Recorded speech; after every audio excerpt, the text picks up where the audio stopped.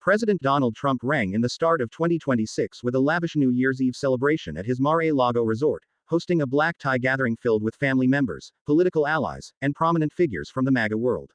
The event drew attention not only for its scale and spectacle, but also for the mix of power, controversy, and pageantry on display. Trump was joined by First Lady Melania Trump, who stood out in a shimmering silver gown, while the president wore a classic tuxedo.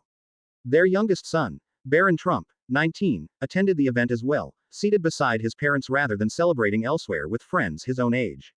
Trump's older sons, Donald Trump Jr. and Eric Trump, were also present, with Donald Jr. marking his birthday on the same night.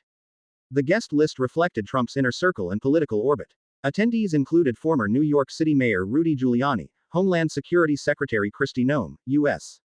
Attorney Jeanine Pirro, and several conservative media personalities and donors. Israeli Prime Minister Benjamin Netanyahu and his wife Sarah were also present, having met with Trump earlier in the week before attending the celebration. The night blended politics with entertainment. Video clips shared online showed Vanilla Ice performing for the crowd, with senior administration figures awkwardly dancing and singing along. The footage quickly spread across social media, becoming a point of fascination and ridicule in equal measure. Some attendees openly framed the event as a cultural statement, celebrating what they viewed as defiance against Trump's critics. A charity auction was also part of the evening. A Christian worship artist created a speed-painted portrait of Jesus, which sold for $2.75 million. Trump later said the proceeds would be donated to St. Jude's Hospital and a local sheriff's office, adding a philanthropic note to the otherwise opulent affair. Before the festivities began, Trump addressed guests with remarks that mixed New Year's wishes and political attacks.